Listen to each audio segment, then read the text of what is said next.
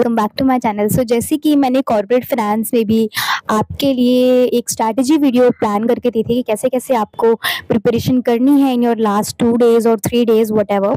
So same ये video भी रहने वाली है आपकी बीबीए एफआईए का जो नेक्स्ट एग्जामिनेशन है आपको 18th ऑफ दिसंबर को फाइनेंशियल मार्केट एंड इंस्टीट्यूशन का। तो उस पर ये स्ट्रैटेजी रहने वाली है कि कैसे आपको प्रिपरेशन करनी है, क्या क्या बातें आपको ध्यान में रखनी है, राइट। सो सबसे पहले जिन जिन बच्चों ने मेरी लास्ट वीडियोस नहीं देखी है ना, जो कि आपकी PYQ plus syllabus and important topics को लेके हुई थी, वो आप ज़रूर देख लो। उसका लिंक मैं आपको यहाँ पे आई बटन पे दे दूँगी, वो ज़रूर चेक कर लो। बिकॉज काफ़ी सारे बच्चे ना ये मिस्टेक करके जाते हैं एग्जामिनेशन में कि वो पीवाईक्यू नहीं पढ़ते हैं, क्वेश्चंस के टाइप ही उनको नहीं पता होते हैं, ना ही वो सिलेबस करके जाते हैं। And that's the biggest mistake that they are doing.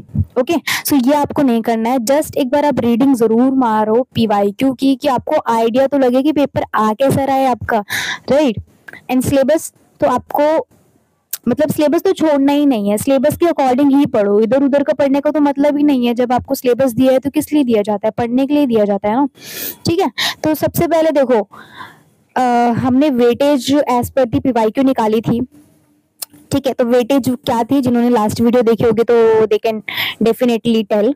Unit 2, unit 3 and then unit आपकी 4, देन आपकी यूनिट 1।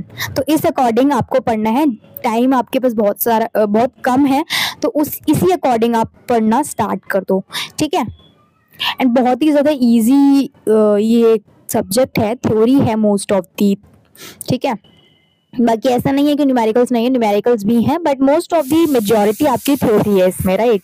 सो सबसे पहले अगर आप देखोगे ना, तो मैं जो आपको सजेस्ट करके चलूँ, सबसे इजी यूनिट को ग्रैब करो आप, right. Because most of the things ना इसमें 12th के बेसिस पे ही है, राइट। तो सबसे पहले अगर मैं रिकमेंड करूँगी ना आपको, तो यूनिट 4 आप पढ़ लो, बहुत ही ज़्यादा ईजी है। Money market and debt market in India पढ़ना है आपको, ठीक है। Money market and debt market in India पढ़ना है आपको, जिसमें ये जो यूनिट है ना, ये आपको एसओएल की बुक में क्लियरली मिल जाएगी। बहुत ही इजी लैंग्वेज में उन्होंने एक्सप्लेन करा है। तो ये जो यूनिट है ना, पूरी की पूरी एसओएल की बुक से आपको वो कवर करवा के दे देंगे, ठीक है। कंटेंट आपको वहां से मिल गया। एंड द थिंग इज, अगर आपको समझना है तो उसके लिए यूट्यूब वीडियो सर्च करो, मनी मार्केट पे पूरी वीडियो देखो एंड डेट मार्केट की सेपरेटली, ठीक है। तो ऐसे करके आप प्रिपरेशन यहाँ पे स्टार्ट कर सकते हो। एंड यहाँ पे ना टॉपिक वाइज भी देख के चलो, कि जैसे कुछ टॉपिक्स होते हैं जो हमें बुक में भी नहीं मिलते हैं, जो हमें वाईटी में भी नहीं मिलते हैं, तो हमें वो सर्च करने पड़ते हैं यूट्यूब पे अलग से।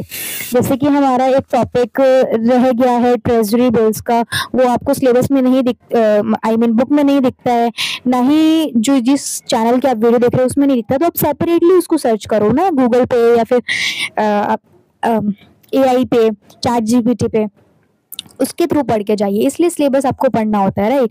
तो अब मैं बताऊंगी आपको कैसे आपको पढ़ना है। सबसे पहले यूनिट 4 आपने पढ़ लिया एसओएल की बुक से एंड यूट्यूब की वीडियोस से।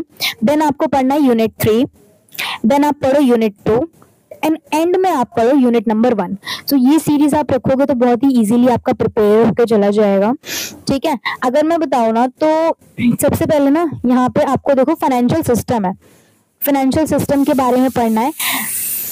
सो फाइनेंशियल सिस्टम के बाद ये जो यूनिट है मेजॉरिटी 2 टाइप्स में है, financial system and second one is institution, जिसमें कि आपके आरबीआई सेबी ये सारे इंपॉर्टेंट टॉपिक्स हैं जो आपको इसमें पढ़ने रहेंगे।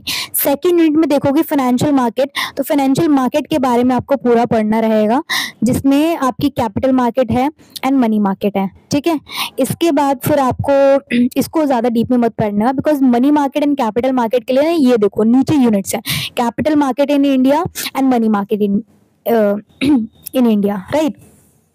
तो इनके लिए तो सेपरेट यूनिट है। तो रेदर देन आप सब टॉपिक्स में यहाँ पे टाइम वेस्ट करो, आप उसके लिए सेपरेट वीडियोस में कवर अप कर सकते हो।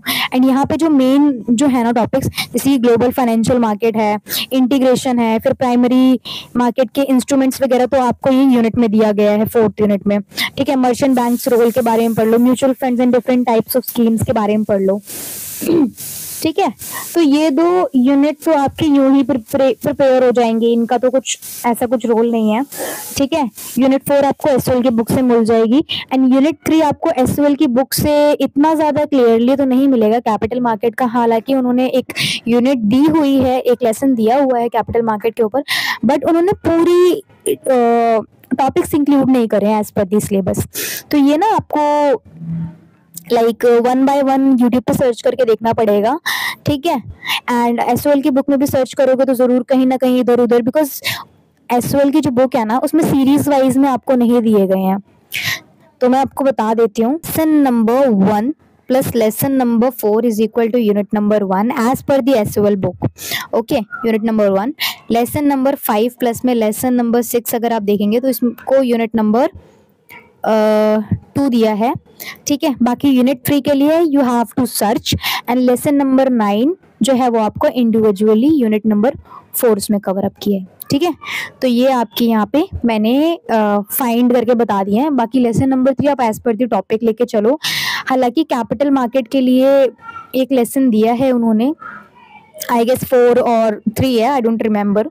ठीक है, तो वो आप तो पढ़िए ही पढ़िए, साथ में जो इनके सब टॉपिक्स हैं ना यहाँ पे, जैसे एमटीएम है, वीएआरएम है, तो ये आप बुक में सर्च कर लीजिए एंड यूट्यूब पे सर्च कर लीजिए, you definitely got the resources. ठीक है, तो आई होप आपको कुछ ना कुछ क्लैरिटी मिली होगी कैसे पढ़ना है आपको, कैसे नहीं पढ़ना है, क्या क्या चीज़ें इसमें इंपॉर्टेंट है।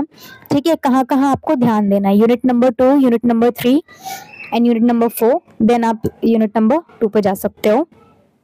ठीक है, मोस्टली 12th का है तो ऐसी कुछ घबराने वाली बात नहीं है। एंड जहाँ पे देखो न्यूमेरिकल्स लगते हैं कि हाँ पूछे जाएंगे, तो न्यूमेरिकल्स आपको दिए हुए, जैसे कमर्शियल पेपर विद न्यूमेरिकल्स। ठीक है, एंड ऊपर देखोगे तो यहाँ पे VRAM विद न्यूमेरिकल्स, तो यहाँ पे गिवन है। देखो सिलेबस इतना ब्रीफ में इसीलिए दिया जाता है ताकि आप इसके अकॉर्डिंग पढ़ो, राइट। तो अब इसी के अकॉर्डिंग पढ़ो, लास्ट के 2 डेज हैं। एंड थ्योरी में ना मोस्ट ऑफ दी आपको ये भी चैलेंज आता है कि आपको ना चीज़ें याद नहीं होती। वो इसलिए होती है ना क्योंकि आप पूरा पूरा बुक 1 बाय 1 रीडिंग करते हैं, सोचते हैं कि मुझे पूरा इसका कंटेंट याद हो जाए, इसलिए नहीं होता है। तो जब भी आप पढ़े ना तो एक नोटबुक लेके बैठें, ताकि अगर आप फाइनेंशियल मार्केट के बारे में पढ़ रहे हैं, फाइनेंशियल मार्केट के बारे में पढ़ रहे हैं, तो फाइनेंशियल मार्केट के पहले तो मीनिंग लिख लो, फिर इसके फीचर्स में जो मेन हाईलाइटेड पॉइंट्स होते हैं ना वो पढ़ो। ठीक है, मेन हाईलाइटेड पॉइंट्स पढ़ो, उनको लिख लो। ठीक है, बिकॉज रिवीजन के टाइम ना वो हाईलाइटेड पॉइंट ही देखोगे ना तो आपको क्लिक हो जाएगा कि इसका मतलब क्या है, राइट। तो like this only you have to study, like RBI है तो आरबीआई लिख लो, सेंट्रल बैंक वगैरह वगैरह, फिर फीचर्स लिख लो क्या क्या है। ठीक है, यहाँ पे फीचर्स लिख लिए, फिर फंक्शन लिख लिए, तो ऐसी चीजें याद रहती हैं आपको। लेकिन अगर आप चाहोगे कि बुक ही में ही पढ़ो, बुक में ही अंडरलाइन कर लो, तो वैसे ना चीजें क्लैरिटी कम रहती है, हो तो जाती है, टाइम बहुत लेती है, टाइम आपके पास है नहीं। तो टाइम बचाने के लिए ही आपको ये स्ट्रैटेजी फॉलो करनी है कि यू हैव टू राइट। ठीक है, यू हैव टू राइट